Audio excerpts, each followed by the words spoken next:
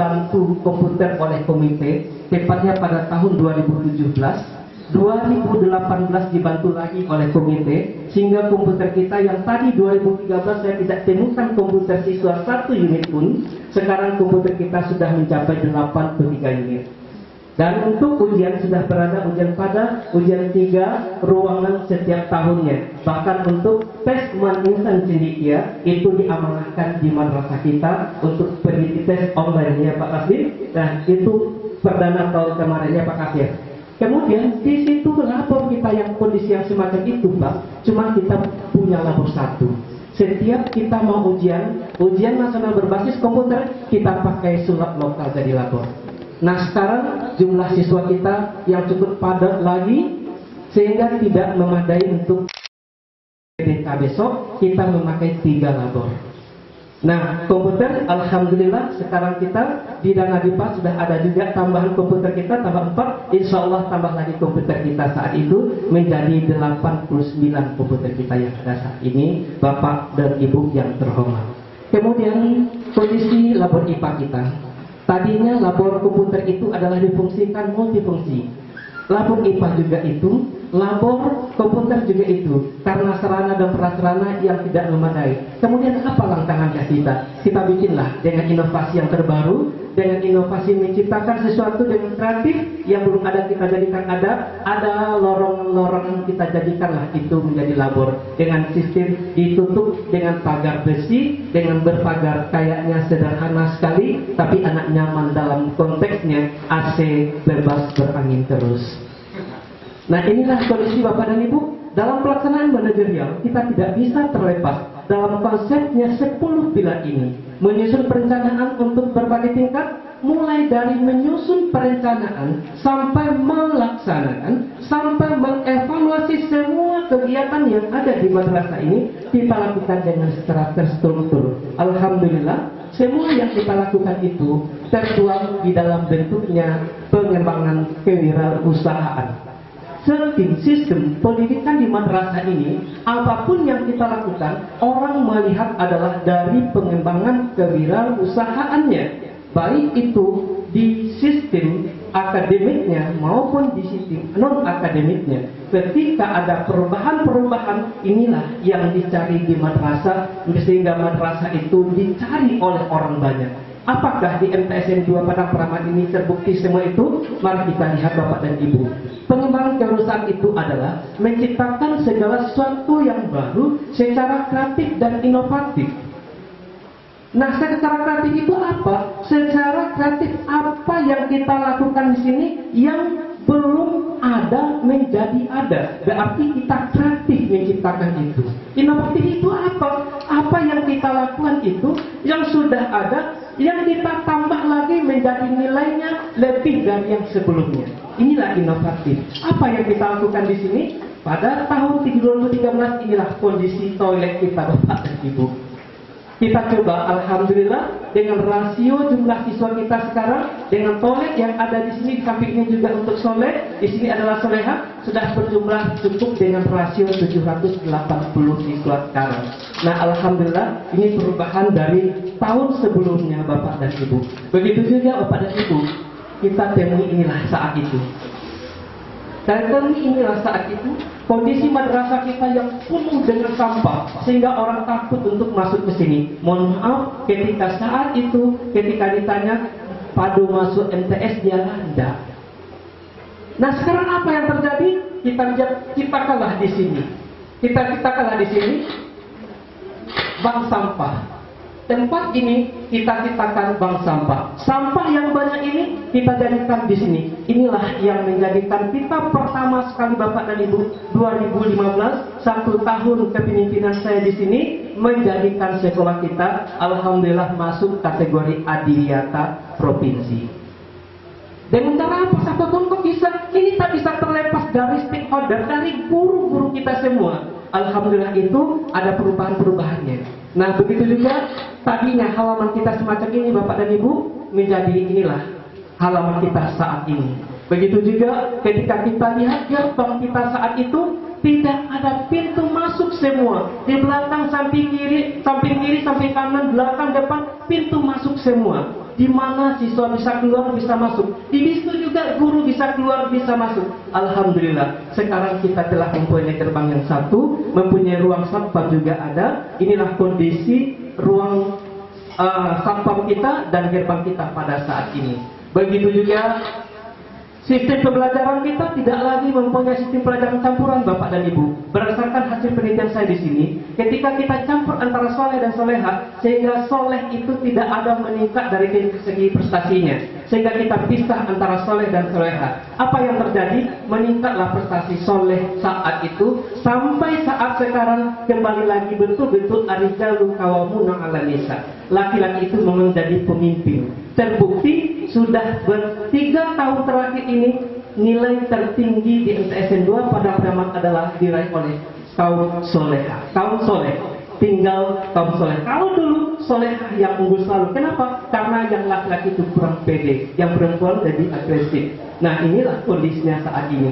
Alhamdulillah, dengan kondisi semacam ini kita tidak terpisah antara soleh dan soleha, dan begitu sholatnya anak juga terpisah antara soleh dan soleha. Begitu juga inovasi yang kita lakukan dengan sistem pembelajaran.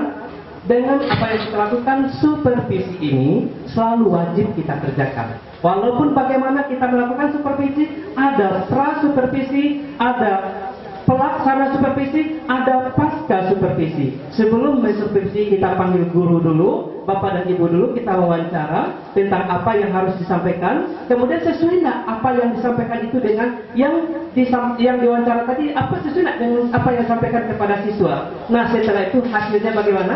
Kita panggil lagi dia. Walaupun dalam bentuk new normal, kita tetap mensupervisi guru dengan pembelajaran daring. Di mana dia berada, kita kunjungi mana materinya, mana videonya, mana HP itu, coba lihat. Nah, kalau ada kelemahan-kelemahan kita arahkan dan kita panggil. Inilah bentuk supervisi yang ada catatan khusus bagi kita. Ini adalah kegiatan inovasi kita.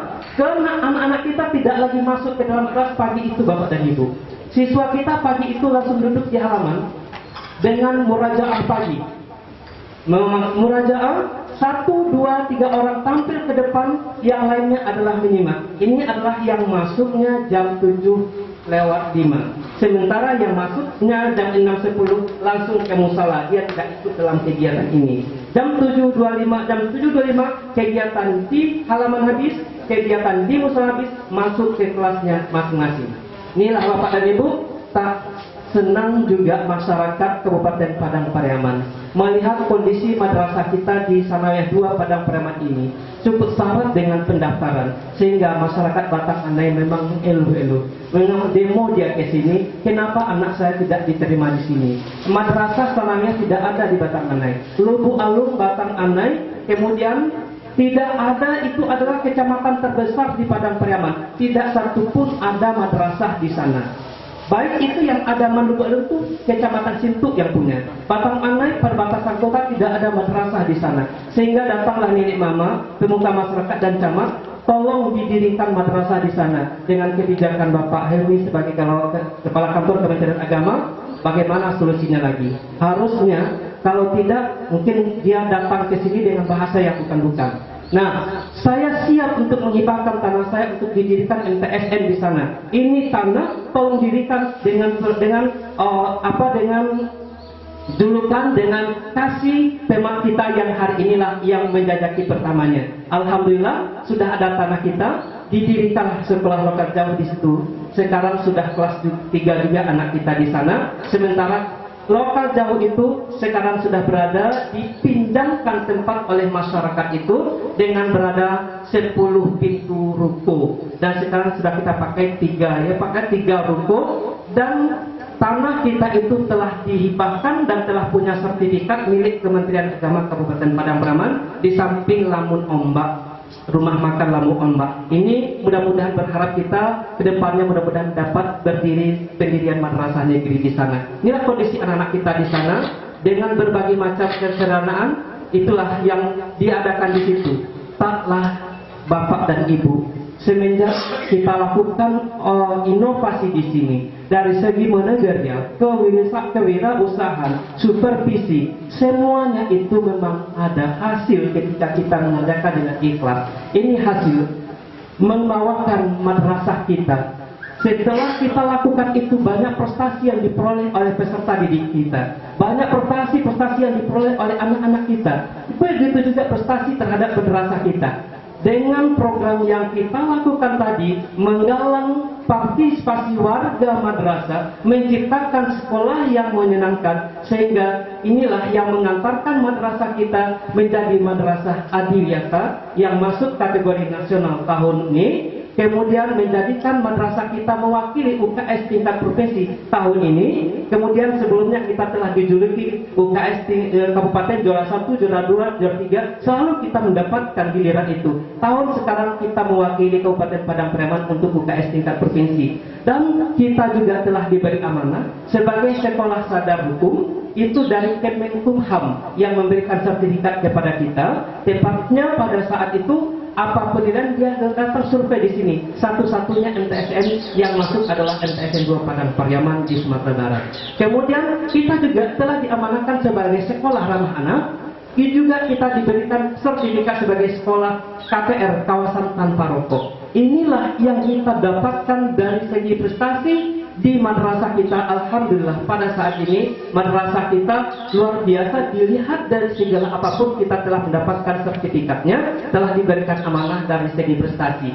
Begitu juga prestasi kepala madrasahnya. Semua yang kita lakukan itu tak lepas dari segala partisipasi Bapak dan Ibu Majelis Guru, Bapak Kepala Kantor Kementerian Agama, Bapak Kasih, dan semua stakeholder yang mendukung semua itu. Inilah yang mengangkatkan kita, sehingga saya diberi gelar, diberi penghargaan sebagai Kepala Sekolah Berprestasi tahun 2015 juara 3 tingkat provinsi, tahun 2016 juara 2 tingkat provinsi, tahun 2017 juara 2 tingkat provinsi, dan tahun 2018 juara 3 tingkat provinsi. Kenapa hal ini terjadi 2019? Katanya kalau sudah juara tidak dibenarkan lagi tingkat provinsi ikut. Nah, terpaksa saya mundur diri dulu tahun 2019. Inilah prestasi-prestasi yang saya terima saat melakukan kegiatan-kegiatan di madrasah. Memang hasil manis yang kita dapatkan. Inilah presentasi saya. Terima kasih untuk semua. Dan tak lain juga alhamdulillah dengan partisipasi dorongan Bapak Kakanwil sesuai dengan literasinya, kita juga ikut dalam penulisan buku, sampai ke anak istri kita pun kita ajak menulis buku. Sudah keluar bukunya, anak saya keluar bukunya, Rindu, Hujan Rindu di Kota Semarang. Istri saya keluar bukunya, Ilustrasi Perjalanan Hidup, dan saya juga tak mau kalah, juga menerbitkan buku dengan judul Berlian di Kaki Marapi. Inilah prestasi-prestasi yang saya terima selama ini. Terima kasih atas dukungan Bapak dan Ibu, partisipasinya. Mudah-mudahan bagi Bapak tim penilai bisa melihat arsip yang saya punya ini dan dokumen-dokumen yang saya dapatkan ini. Billahi taufik wal hidayah, banyak maaf. Wassalamualaikum warahmatullahi wabarakatuh. Luar biasa. Kita beri aplaus untuk Pak Zainul. Ya, Bapak-bapak, Ibu-ibu, sedang azan, kita istirahat dulu.